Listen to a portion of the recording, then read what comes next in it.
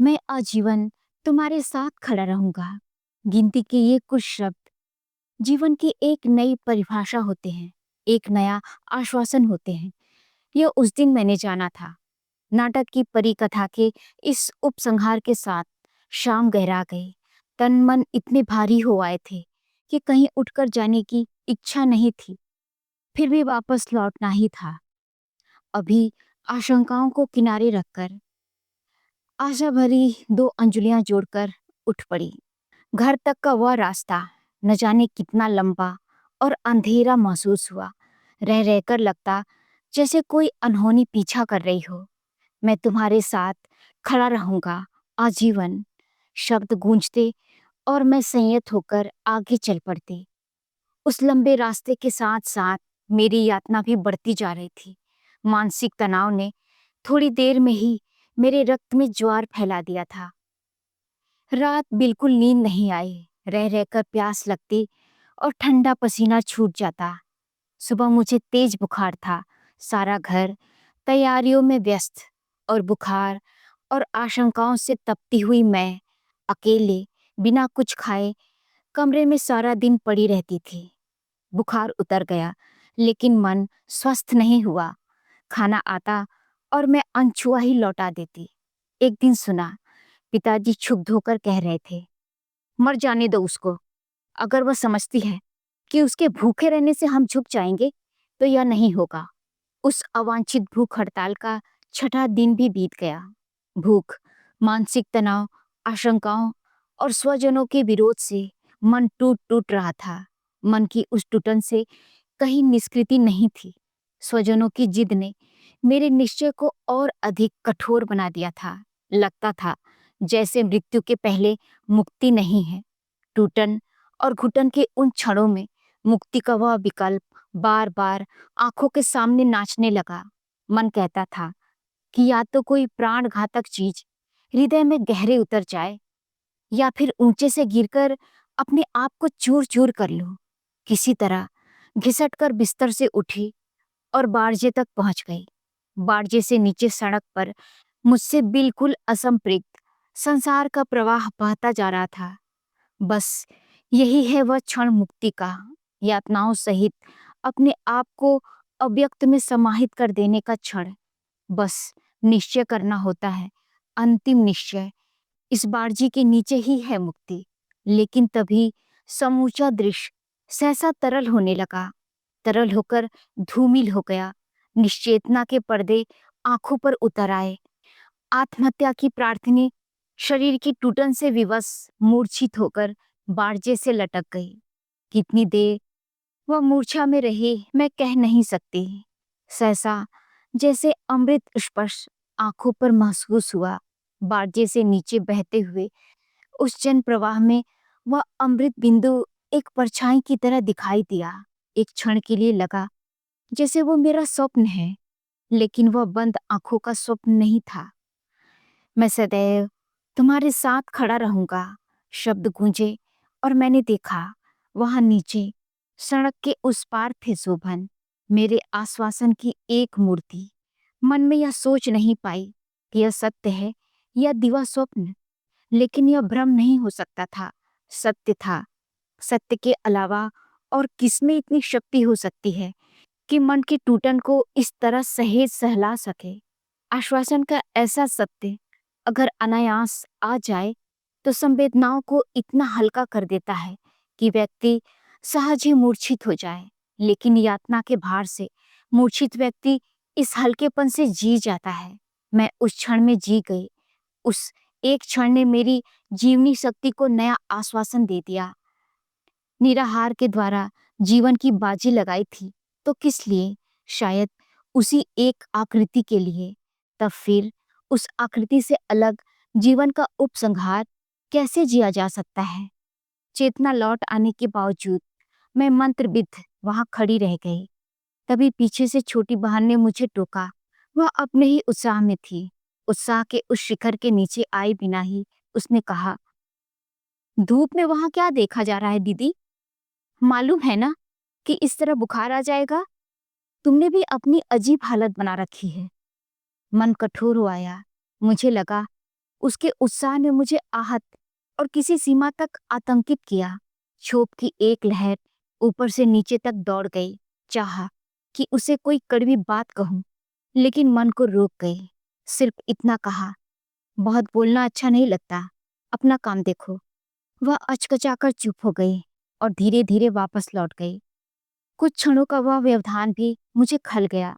लौटकर देखा, नीचे वहां वह आकृति नहीं थी। मन बहुत भारी हो गया। मैं लौट आई और पलंग पर लेट गई। जाने कितने देर तक मैं सोई होंगी। नींद खुली तो देखा कमरे में माँ और पिताजी दोनों ही मौजूद हैं। अपने मन के निश्चय के बावजूद उनका उस समय वहां होना मुझे आतंकित कर गया। सीधे आंख उठाकर देखने की हिम्मत नहीं हुई, लेकिन आंखों के कोर से जो कुछ देखा उससे लगा कि पिताजी स्वयं भी कुछ कहने के लिए शब्द खोज रहे हैं। अपने आप को बहुत संयत करके उन्होंने गिने चुने शब्दों में फिर वही बात दोहरा दी जो अब तक कहते आए थे। हाँ, उन शब्दों में दंश पहले से कम था। उन्होंने कहा कि इतनी प्रतीक्षा के बाद हंसी खुशी का दिन आया है।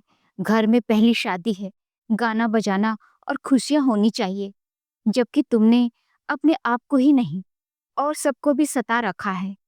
जरा दीदी की ओर भी ध्यान दो, वह आखिर क्या सोचेगी। यही ना कि तुम्हें उसके विवाह से खुशी नहीं है। माँ के स्वर में और अधिक कोमलता थी। उन्होंने जैसे पिताजी की बात का ही उपसंहार करते हुए कहा, कुंतल, उठो और नहा धो लो, कपड़े बदलो और नीचे चलो। संभव है कि उन्होंने उत्तर की अपेक्षा की हो, लेकिन उत्तर हो ही क्या सकता था। यह तो समझौता भी नहीं था, केवल आत्मसमर्पण के लिए ही तो यह उपवास नहीं किया था ना। थोड़े से अंतराल के बाद माँ ने धीमे स्वर में बताया कि रिश्तेदार आ चुके हैं।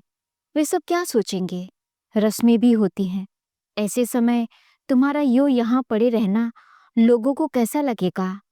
इसके बाद बहुत सावधानी के साथ उन्होंने यह भी बताया कि उनकी इच्छा है कि इस शादी से निपट जाने के बाद वह मुझे लेकर दिल्ली चली जाएंगी, और इस तरह दूरी और समय का अंतराल घावों को भर देगा।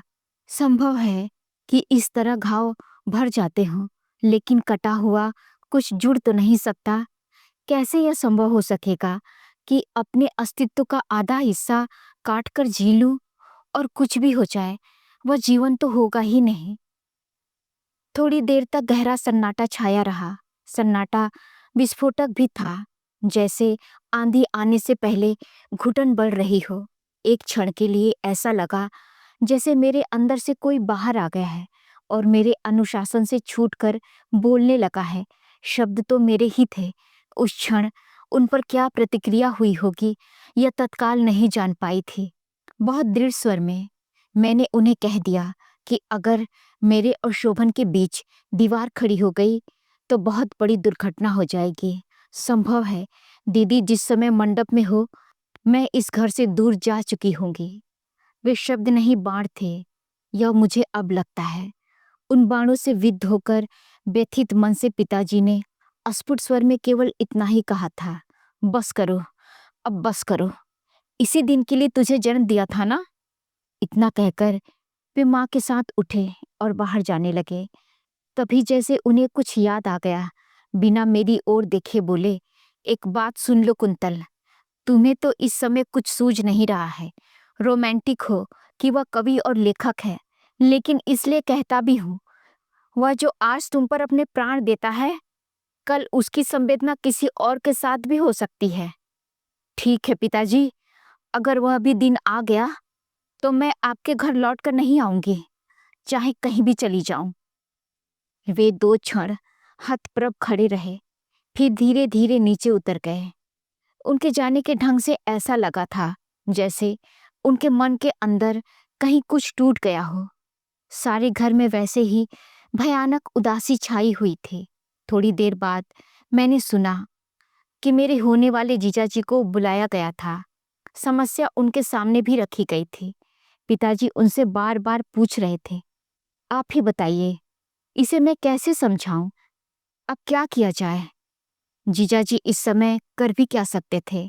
हाँ, उन्होंने इतना अवश्य कहा कि आपको पहले से बताना चाहिए था। बता देते तो हो सकता है कि मैं उसे समझा लेता।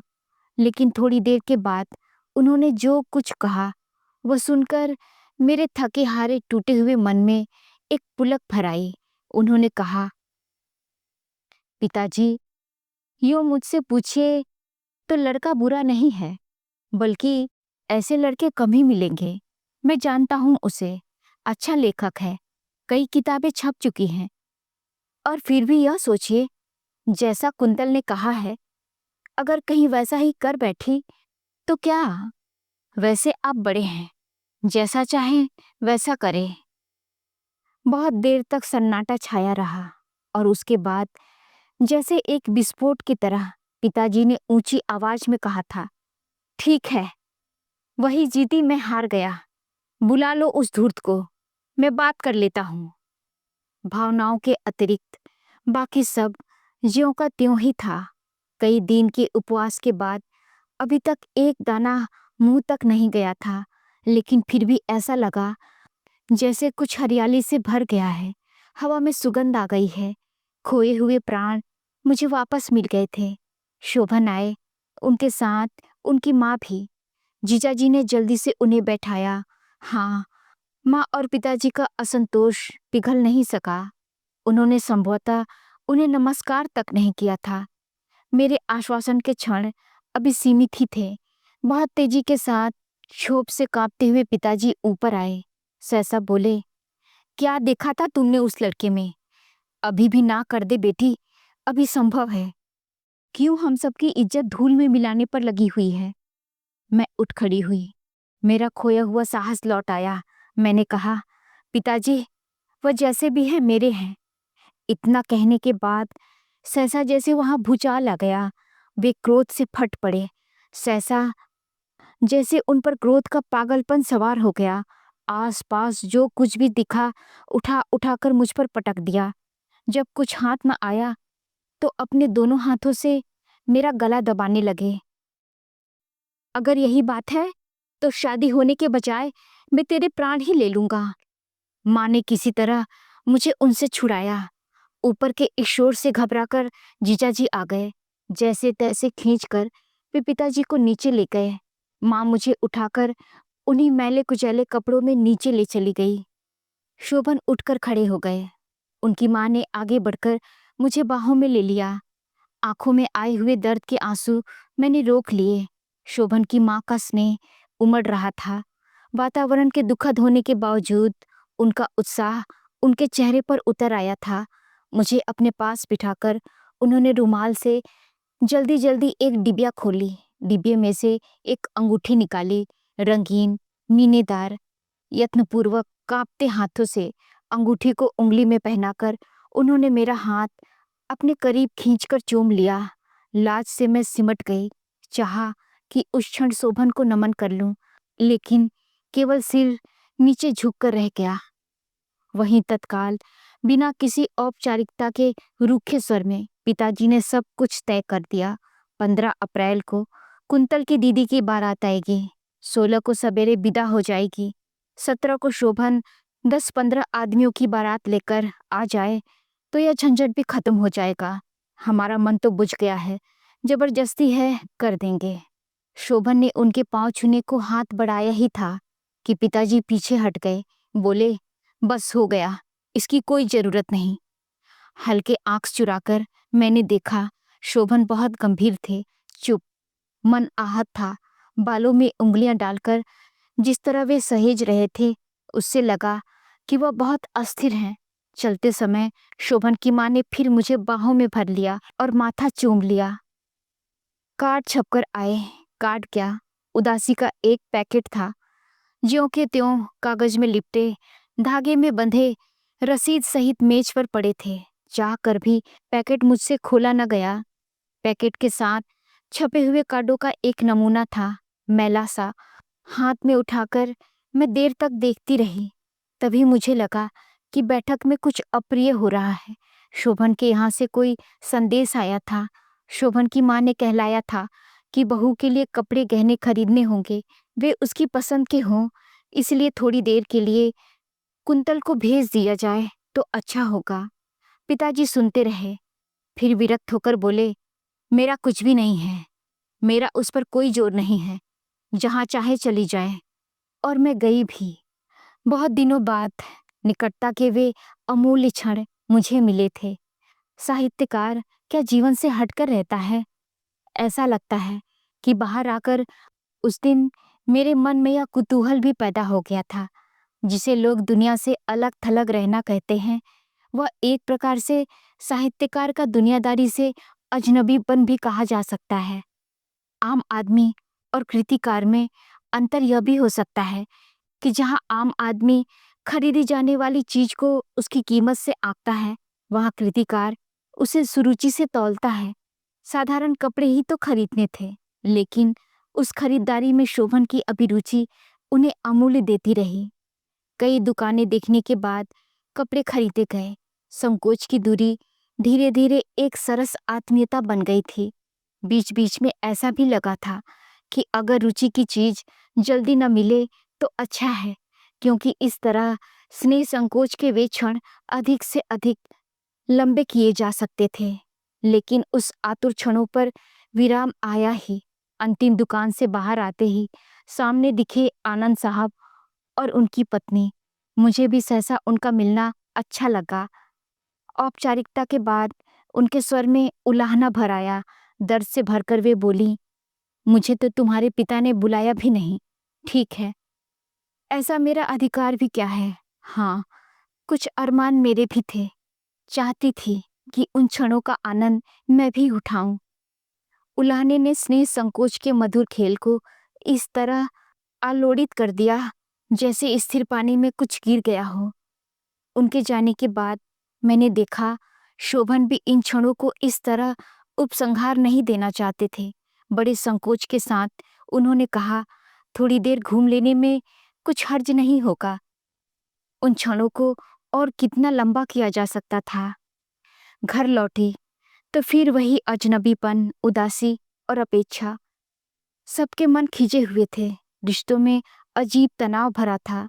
भीड़, शोर, मंगलमय वातावरण के बावजूद सब कुछ पराया सा लगता था। चारों ओर लोग भरे हुए थे। पड़ोस की उत्साही लड़कियां बीच बीच में गीत भी छेड़ देती थी। बाहर कनात लगाकर बन रहे पकवानों की गंध और धुएं के ऊपर छाई गहमा गहमी उदासीनता की इन परतों को तोड़ नहीं पा रही थी। रात उतर आई थी। गैस बत्तियां जलाई जाने लगी थी और बिजली के बल्बों वाली पट्टियों पर लिखे स्वागतम को दरवाजे पर लगाए जाने के लिए शोर मच रहा था। फूलों और पत्तियों से सजाए गए द्वार से कुछ टहनियां किसी बच्चे ने तोड़ ली थी और कुछ दूसरे बच्चे उसे लेकर शोर मचा रहे थे। इस सारे शोर के जंगल पर लड़कियों का गीत पंख फैलाकर उड़ने लगा। चंदन दे ओले ओले, क्यों खड़ी नी बेटी, के हो जयावर खोजिए, तारिया बीचो चांद सा वर खोजिए। सीढ़ियों पर पांव ठिठक गए। शोर को और अधिक शोर बनाते हुए भी वह गीत मेरे लिए शोर नहीं था। वह अपनापन, वह अपना मेरा मन था। चंदन की ओट नहीं, समूचे संसार की ओट लेने को जी चाहा। कहीं खोज लूं अपना एकांत, जहां केवल मैं रहूं और मेरा तारों के बीच वह चांद। मन भर आया। ऊपर आई और कमरा अंधेरा पड़ा था, लेकिन छत पर बहुत कोमल उजाला फैला हुआ था। उजाला आकाश से धीरे धीरे उतर पड़ा था। नीले भूरे आकाश पर चांद लटका हुआ था। ऐसा लग रहा था जैसे वह कुछ बोलना चाहता है और बोलने के लिए अभी चुपचाप नीचे उतरेगा और नीचे उतरकर मेरे कंधे पर आ बैठेगा, संदेश लाने वाले किसी धवल कपोत की तरह। हवा के हल्के थपेड़ों के साथ नीचे का गीत सुनाई दे रहा था। आगे की कहानी अगले अंक में। नमस्कार।